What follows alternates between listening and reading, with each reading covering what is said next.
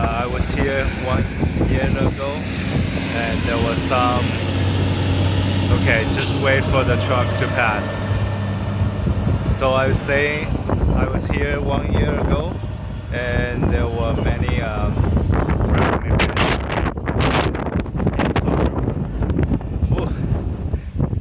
Sobralia. And let's see if I can. So here, as we can see, we have Epidendron. This is a very common species here.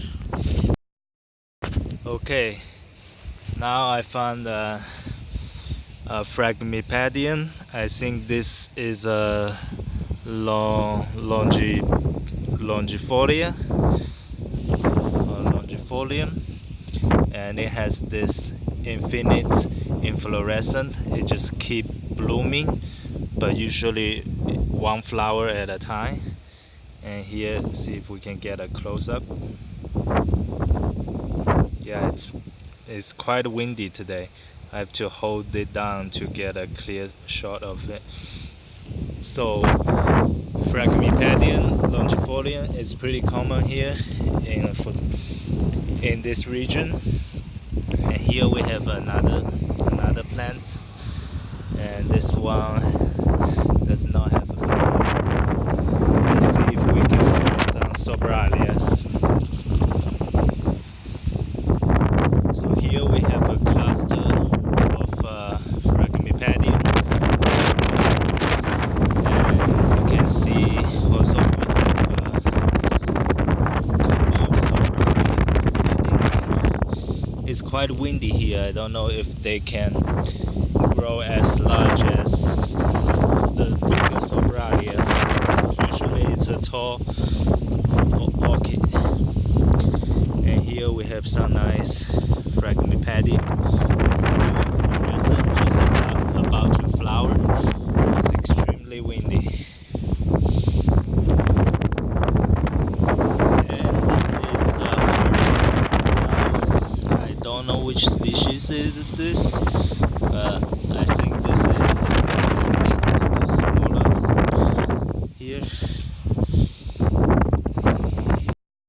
So the habitat, it's growing in a thick layer, among a very thick layer of moss here. You can see this big, thick, nice moss, really soft. The ground is soft, full of water. In general, it's a very water-loving plant. You need to recreate kind of environment that is humid and with ample light. And here we get a little bit sheltered from the wind, because the highest wind velocity. Wind is coming from, I guess the wind is coming from behind this mountain, so right behind the cliff we get a little bit protected, but still. So we're going to just walk along this cliff, see what we can see. And this is an amazing habitat for orchids and also some carnivorous plants, the orchids.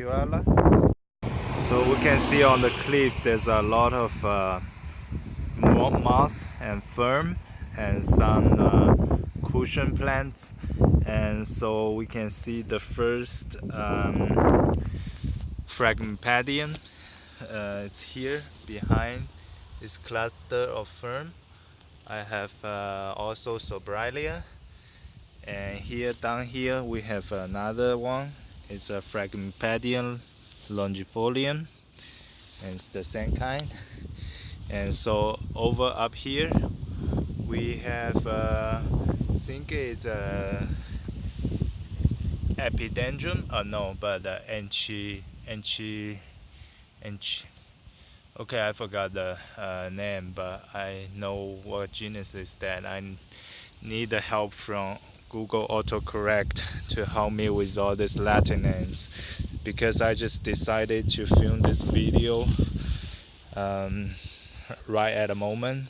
Just wish to share with all you guys the amazing plant here near Fortuna. Continue along the cliff, and we can find this is another plant. Here we have some Epidendron or Anchilarian. It's blooming, and we can see beautiful flowers. Also above we have more, I think it's another type of Epidendron, but I'm not sure what it is. But let's go down here. Oh, there's a gust. Here we can find a rare, well, and here is probably not so rare, an orchid shrub. And this is a big Epidendron, and that just grown into a bush, because the condition here is super for this plant, and they're really doing very well here. Okay, let's go over this side, see if we can find some Phragmipedilum Humboldtii. I see some Sobralia, and it's also known as a one-day flower. Only when it blooms, the flower only lasts for 1 day, and then the flower will just wither, and you have to wait for another day, or if you're lucky you get more than one flower bud, then you have more, but usually each stem just has one flower. And here you can see the orchid, and this one has a fruit. I don't know whether this fruit will make it, but let's hope it does. And up there you have more Sobralia, and with already popped fruit, popped capsules. Here you can get a better look at it. You can see that the brown thing is a popped capsule, so there will be millions of tiny little seeds that come out from this capsule and become small plants in the future. And here Sobralia is very common, and up there we can see another plant that looks kind of like a bamboo. I have no idea which species is this, nor did I have any clue about the genus. So it's just so many here, and I can see, we can probably find around 20 to 40 species of orchids just on this face alone. Up there I can see a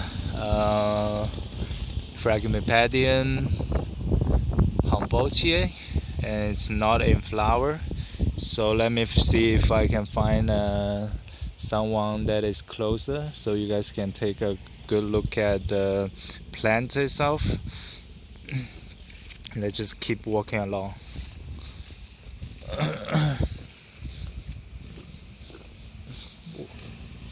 So I'm walking here on this drainage ditch. It's super slippery because it's covered with moss and algae, and just a little bit on the side, to the side of the ditch, we can see Sobralia, and this is amazing here, because that's probably the only place you will find orchid grow in a stick, the ditch. So they're literally ditchweed here. Here you can see this is another Epidendron. I don't know which species of Epidendron is this.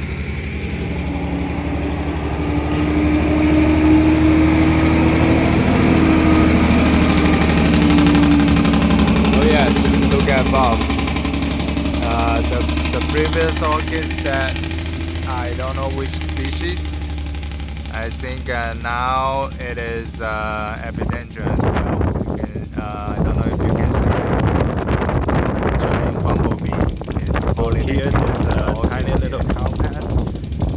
2 years ago I was here, found this cow path, and it's up there we have a couple more orchid species, and also we got a better view of the whole area.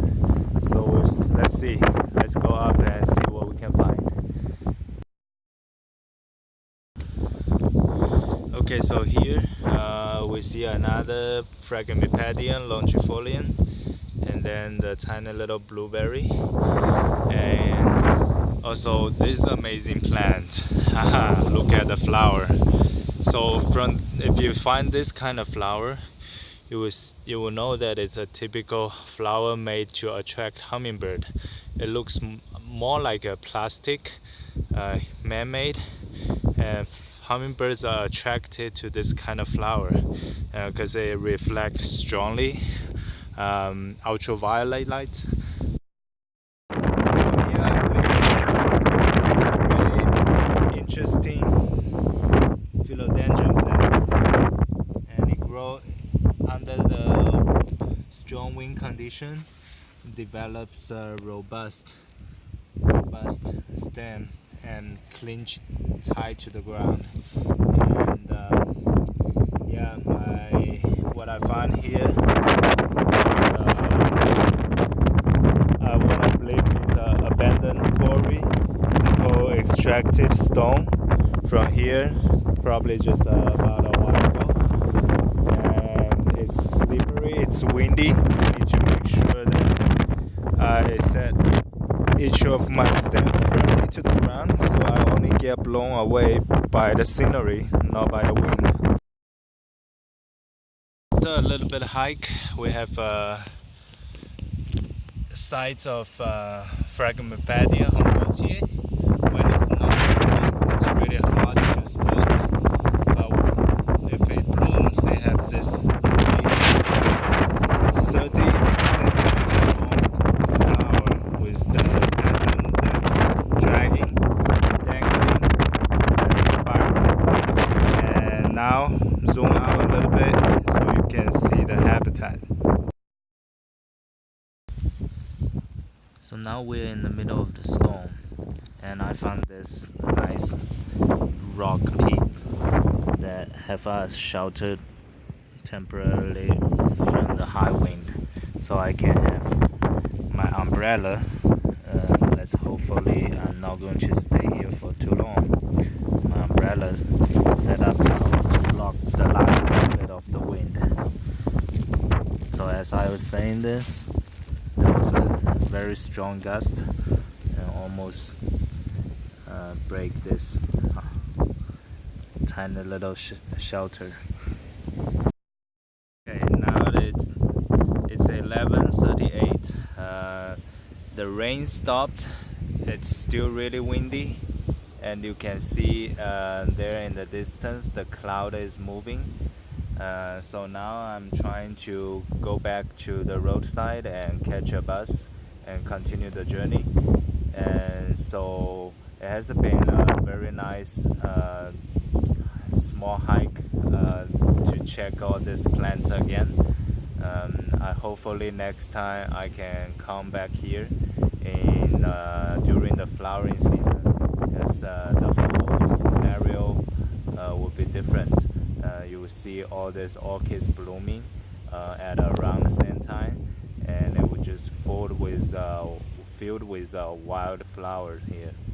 Okay, so just during our short shelter from the storm, my umbrella broken by the strong gust, which is not so surprising to see, but luckily, everything's fine, and this tiny little rock spot did shelter me from the giant big rain, and so I'm not drenched, still dry. Good. Well, it's a success. See you next time.